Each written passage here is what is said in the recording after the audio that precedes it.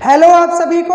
और इस वीडियो को शुरू करने के पहले तो मैं आप सभी को बहुत सारा थैंक यू कह दूं, क्योंकि आप सभी ने पिछले पार्ट को बहुत सारा रिस्पांस दिया है। उसमें बहुत व्यूज हैं, लाइक्स हैं, कमेंट्स हैं, तो उस वीडियो को शेयर करते रहिए। और अगर आपने वह वीडियो नहीं देखा है तो उसका लिंक डिस्क्रिप्शन बॉक्स में है, वो पार्ट 1 आप देख सकते हैं। पार्ट 1 तो नहीं कहना चाहिए, उसमें मैंने बेसिक जानकारी दी थी नेक्स्ट एग्जाम के बारे में। और ये जो वीडियो जिस बारे में आप थंबनेल देख कर आए, आपको पता है कि आज हम डिस्कस करने वाले हैं नेक्स्ट के बारे में। अब एक्चुअली में लास्ट वीडियो में काफ़ी अलग अलग कमेंट्स आए थे, जिसमें बहुत से बच्चों के बहुत सारे क्वेरीज है। अब उन बच्चों की उन क्वेरीज को हम सॉल्व करने की कोशिश करेंगे इस वाले वीडियो में, ठीक है। अगर इसके बाद भी कोई डाउट बचता है तो फिर से आप कमेंट जरूर कर सकते हैं, ठीक है। तो नेक्स्ट एग्जाम है क्या? नेक्स्ट एग्जाम के बारे में मैंने लास्ट क्लास में बता दिया था, लास्ट वीडियो में बता दिया था। क्लास बोलने की आदत हो गई है, ठीक है। लास्ट वीडियो में बता दिया था कि नेशनल एग्जिट टेस्ट है, मतलब MBBS पास करने के बाद आपको डिग्री लेके कॉलेज छोड़ने के लिए ये एग्जाम दिलाना पड़ेगा, ठीक है। अब इसको आप समझ लीजिए आसान भाषा में, ठीक है। ये तो हो गया इसका फुल फॉर्म, मैंने मार ली अपनी होशियारी। अब देख लेते हैं आगे। आगे क्या है बात? आगे बात ये है कि आप मान लीजिए अभी MBBS कर रहे हैं, या इसके पहले आपने MBBS किया हुआ है, MBBS पास कर लिया, तो क्या था प्रोसेस कुछ ऐसा था कि आप MBBS करते हो, MBBS करने में लगते हैं 4.5 साल। MBBS करने के बाद आप इंटर्नशिप करते हो, इंटर्नशिप करने के बाद आपको जॉब मिल जाती है, या तो PG कर लेते हैं, जो भी कर लेते हैं, या तो जॉब कर लेते हैं। जॉब मतलब खुद का क्लिनिक भी खोल सकते हो आप, वो तो आपकी मर्जी है ना। तो ये हो सकता है, ठीक। वैसे हम सभी को पता है MBBS करके कोई रुकता नहीं है, हर कोई चाहता है PG करे, ज़्यादा अच्छी डिग्री ले, है ना, हक के साथ डॉक्टर लिखवाए। तो ये था प्रोसेस। अब अगर ये प्रोसेस आप बोले तो ये अगर आप MBBS इंडिया से किया तो ठीक है, और अगर आपने फॉरेन से किया तो, अदर कंट्री से किया, फिर आप क्या करते थे? आप यहाँ आते थे, ठीक है। आने के बाद फॉरेन मेडिकल ग्रेजुएट एग्जाम दिलाते थे, FMG दिलाते थे। उसके बाद इंटर्नशिप करते थे, और उसके बाद जॉब या PG करते थे, ठीक है। तो MBBS में जो आपने पढ़ा है, इंटर्नशिप में जो आपने सीखा है, जो आपने देखा है, उन सबको यूज करते हुए आप नीट PG का एग्जाम दिलाते थे। क्या होता था इसके बीच में? नीट का एग्जाम होता था, नीट PG जिसको हम कहते थे, ठीक है। तो अब नीट PG के लिए आप प्रिपेयर भी करते थे, कभी कभी सेल्फ स्टडी करते थे, कभी कोचिंग करते थे, है ना। तो आपके पास MBBS करने के बाद इंटर्नशिप करते हुए 1 साल का समय होता था, क्योंकि ये होता है 1 ईयर का, ठीक है। तो ये 1 ईयर का समय होता था। अगर आप अदर कंट्री से MBBS करके आते तो लगभग 5 साढ़े 5 साल का आप यहाँ पर कोर्स करके आ रहे हो। उसके बाद फिर से इंटर्नशिप 1 साल, और उसके बाद या तो जॉब कर सकते हो या तो PG। अब देखिए, जॉब करने के लिए या क्लिनिक खोलने के लिए आपको चाहिए होता था लाइसेंस, ठीक है। अब ये लाइसेंस कैसे मिलता है, किस बेसिस पे मिलता है? लाइसेंस मिलता है आपकी MBBS की डिग्री के बेसिस पे। बात समझ में आया? PG करने के लिए नीट का एग्जाम, और जॉब या क्लिनिक खोलने के लिए लाइसेंस क्यों चाहिए? क्योंकि भैया बताना है ना अपन डॉक्टर बन गए, तो वो डिग्री देख के आपको गवर्नमेंट लाइसेंस देती थी। यहाँ तक क्लियर? कोई दिक्कत नहीं था, जीवन अच्छा चल रहा था। अब इसमें दिक्कत क्या होती थी कि कुछ कॉलेजेस ऐसे होते थे जहाँ पे खास करके प्राइवेट में बच्चे काफ़ी इजीली पास हो जाते थे। ऊपर से हमारे यहाँ हर जगह, चाहे आप IIT ले लीजिए, चाहे आप MBBS ले लीजिए, हर जगह सब्जेक्टिव क्वेश्चन का चलन है, और सब्जेक्टिव क्वेश्चन लिख लिख के बच्चे पास भी हो जाते हैं। अब इसमें बहुत सी दिक्कतें ये आती थी कि जब आप डॉक्टर बनते हैं, जब आप एक्चुअल में ट्रीटमेंट करते हैं, तो वहाँ पर बहुत सारी कॉम्प्लिकेशंस होती है, मल्टीपल सिम्टम्स होते हैं। मल्टीपल सिम्टम्स जो होते हैं आपके लिए एक ही सिंगल डायग्नोसिस लेकर आ सकता है, उसके लिए फिर प्रोग्नोसिस जो आप सोचते हैं वो अलग अलग हो सकता है। मतलब आप इलाज क्या करेंगे, बीमारी क्या है, ये सब सोचना पड़ता है ना जी। तो जब ये सब कुछ सोचना पड़ता है तो उसके लिए पढ़ा लिखा हुआ ज़रूरी होना नहीं है, आपको नॉलेज ज़्यादा ज़रूरी है। इसका मतलब डिग्री ज़रूरी है, बट उसके साथ नॉलेज ज़रूरी है। तो अब देखिए MBBS किया, MBBS का फाइनल दिलाया, और फाइनल दिलाने के बाद डिग्री मिली, डिग्री मिलते इंटर्नशिप हो गई, इंटर्नशिप के बाद जॉब कर लिया, क्योंकि डिग्री मिल गई थी तो लाइसेंस मिल गया, जॉब कर लिया, या फिर नीट करके PG कर लिया। अब क्या होगा? अब होगा ये कि अगर आपने MBBS इंडिया से किया तो क्या करेंगे? MBBS इंडिया से किया तो आप क्या करेंगे? आप दिलाएंगे NEXT 1, क्या दिलाएंगे? नेक्स्ट 1 दिलाएंगे। नेक्स्ट 1 दिलाने के बाद फिर आप क्या करेंगे? इंटर्नशिप करेंगे। इंटर्नशिप करने के बाद आप नेक्स्ट 2 दिलाएंगे। नेक्स्ट 2 दिला लेने के बाद आपको, तब जाकर आपको क्या मिलेगा? या तो जॉब या तो पीजी, जॉब के लिए लाइसेंस बनवाना है, पीजी के लिए अब नीट नहीं दिलाना है, ठीक, क्योंकि नीट को कर दिया गया ख़त्म। नीट के जगह क्या होगा, ये नेक्स्ट वन का स्कोर जो है आपको पीजी की सीट दिलाएगा, और नेक्स्ट वन पास करोगे तो नेक्स्ट टू दिलाओगे, नेक्स्ट वन पास करोगे तो नेक्स्ट टू दिलाओगे, और अगर नेक्स्ट वन ही पास नहीं किया तो नेक्स्ट टू नहीं दिलाओगे। तो नेक्स्ट टू जब पास करोगे तब आपको लाइसेंस मिलेगा, तब आपके जॉब या क्लिनिक खोलने की कोई गुंजाइश रहेगी। मतलब नेक्स्ट टू जो है, नेक्स्ट नंबर 2 जो है ये आपको पास करना ज़रूरी होता है, ठीक है। नेक्स्ट नंबर 2 जो है ये पास करना ज़रूरी है, तब जाके लाइसेंस मिलेगा। अगर ये नहीं किया तो लाइसेंस कैंसिल, लाइसेंस नहीं मिलेगा। अब देखो क्वेश्चन क्या था, क्वेश्चन लोगों का ये है कि फॉरेन स्टूडेंट्स का क्या होगा। फॉरेन स्टूडेंट्स को भी अरे यार ये बड़ा दिक्कत हो जा रहा है।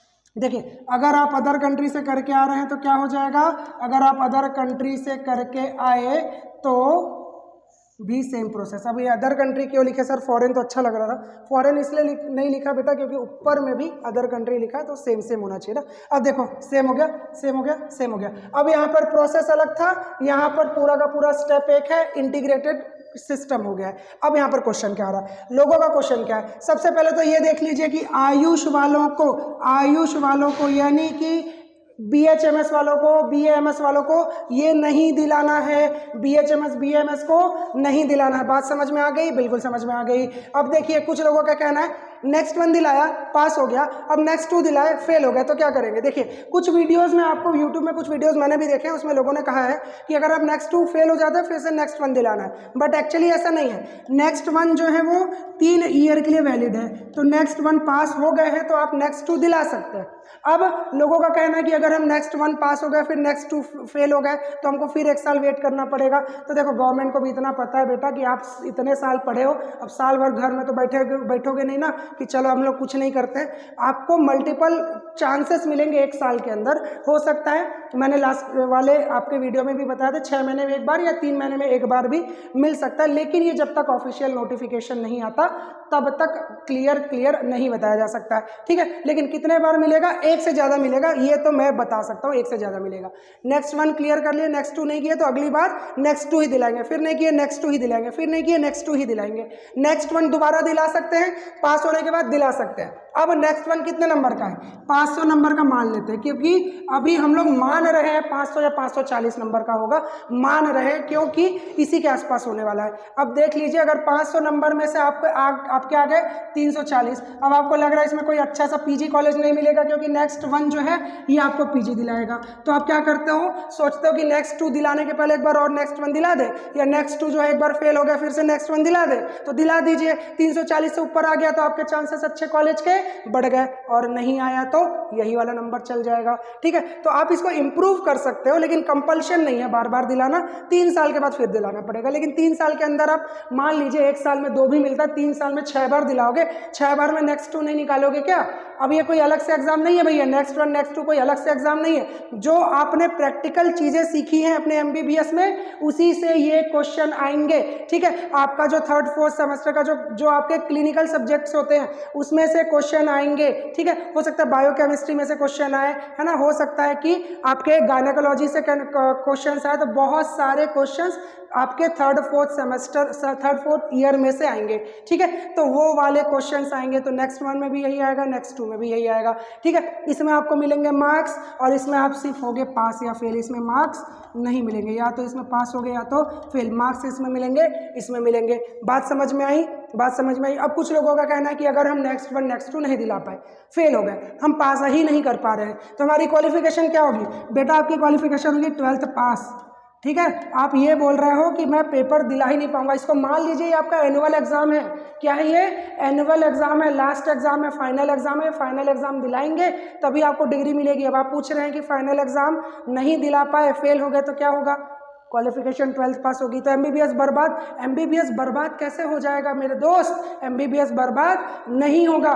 क्यों? क्योंकि आप इसको क्लियर कर ही लोगे ना। हो सकता है आपका दोस्त जल्दी कर लेगा, हो सकता है आपको थोड़ा लेट लगेगा, लेकिन आप इसको फेल ही करते रहोगे हर साल, ये पॉसिबल नहीं है, प्रैक्टिकली पॉसिबल नहीं है ना। आप ये इतने साल तक पढ़ के आए हो एमबीबीएस, उसके पहले नीट यूजी दिलाए हो, दिमाग है तभी ना हम लोग एमबीबीएस किए।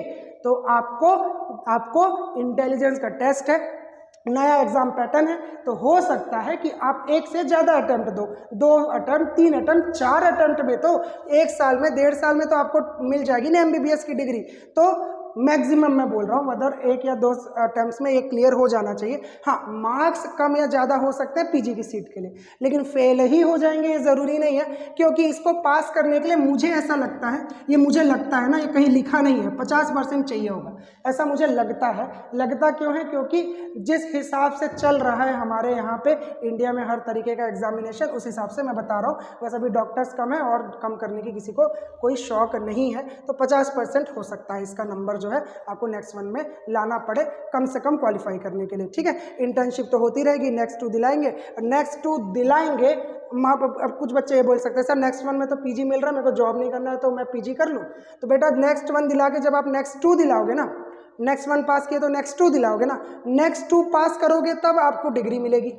अगर ये नहीं किया तो डिग्री नहीं। मतलब ये आपका लास्ट पॉइंट है, ये इसको कंप्लीट करेगा आपके एमबीबीएस को, डिग्री तभी मिलेगी। बात समझ में आई? क्या क्या समझ में आया? सारे क्वेश्चंस के जवाब आपको शायद मिल गए होंगे। आपको बीएचएमएस को नहीं करना, बीएएमएस को नहीं करना। फॉरेन के अटेम्प्ट्स किसी ने पूछा था, फॉरेन स्टूडेंट्स के जितने अटेम्प्ट्स हैं, अदर कंट्री वालों के जितने अटेम्प्ट्स हैं, अटेम्प्ट्स को लेकर कोई भी लिमिट नहीं है, अटेम्प्ट्स आप अनलिमिटेड दिला सकते हैं, इंडियंस के लिए भी, फॉरेन्स के लिए भी। अभी तक ये बात निकल कर आई है। अब ऑफिशियल नोटिफिकेशन में कुछ चेंज आ जाए तो वो नहीं कह सकते, बट जहाँ तक 99% श्योरिटी है अनलिमिटेड अटेम्प्ट्स होंगे। ठीक है, अब इसके अलावा और कुछ क्वेश्चंस थे। और क्या क्वेश्चन थे आपके कि नेक्स्ट 1 में फेल हो गए तो क्या हुआ, फिर से दिला दो, पास हो गए फिर 2 में फेल हो गए तो 2 को फिर से दिला दो। ठीक है, 2 में फेल होते चले गए तो क्या होगा, 3 साल के बाद फिर से नेक्स्ट 1 दिला दो, फिर से 2 दिला दो, इतने साल में तो पास कर ही लोगे। और नहीं कर पाए जिंदगी में कभी तो 12th पास हो, 12th पास में कुछ भी करते रहो, कंपाउंडर बन जाओ, लेकिन ऐसा तो होगा नहीं। ये तो मजाक की बात है। ऑब्वियसली लाइट मोड में मैंने बोला है कि एमबीबीएस के अगर आप स्टूडेंट हो, चाहे आपने यहाँ से किया हो, चाहे आपने रशिया जाके किया हो, कहीं पर भी जाके किया हो, आप इतने कैपेबल हो कि आपने जो 4 साल पढ़ा है, इंटर्नशिप में सीखा है, उसके बाद आप उस लेवल के बच्चे हो जिसने नीट यूजी क्रैक किया था। नीट यूजी नहीं किया था तो आप दूसरे देश में जाके वहाँ के कल्चर में रह के पढ़ कर आए हो। यार आप इसको निकाल लोगे, उसका टेंशन मत लो कि क्या हो जाएगा क्या हो जाएगा, बस यही है कि नहीं होगा तो हाँ आप 12th पास कहलाओगे क्योंकि आपके पास डिग्री नहीं है। अब बोलोगे मैंने एमबीबीएस कर लिया, लेकिन दिखाने के लिए ऑफिशियल डिग्री नहीं है। किसी मान लीजिए कि किसी एग्जाम में बैठना है आपको, किसी ऑफिशियल वेबसाइट में कुछ रजिस्टर करना है, तो आप अपने आप को एमबीबीएस या ग्रेजुएट नहीं कह पाओगे, समाज में बोल पाओगे जब तक नेक्स्ट नहीं क्लियर होता। एमबीबीएस तो किया है भैया, ये देखो वाइट कोट में कपड़ा है, स्टेथोस्कोप लगाए हैं, दवाई भी बता देना 2-4 लोग को, नहीं बताना, लाइसेंस के बिना इलीगल होता है ना, आप लाइसेंस के बिना आप कुछ नहीं कर सकते हैं। तो ये तो जोक वाली बात थी कि बता दीजिएगा दवाई। तो ये तो हो गया कि एमबीबीएस कर लिया लेकिन आप 12th पास है। ठीक है, तो इसको कंपलसरी है। इसके अलावा भी कुछ क्वेश्चन बचते हैं तो प्लीज़ बताइएगा। अगर आपके कोई भी और क्वेश्चन होंगे तो हम उन क्वेश्चंस को सॉल्व करने का कोशिश करेंगे। ठीक है, सारे क्वेश्चन यहाँ पर जहाँ तक मुझे लगता है मैंने क्लियर कर दिए हैं और काफ़ी ठीक तरीके से कर दिए हैं, आपको बातें समझ में आ गई होंगी। और अगर है तो बता दीजिए, कमेंट कर दीजिए और शेयर ज़रूर करते रहिए, सब्सक्राइब ज़रूर करिएगा, लाइक करिए, कमेंट करिए, अच्छी अच्छी बातें करिए और अगले वीडियो का इंतज़ार करिए। तब तक थैंक यू वेरी मच।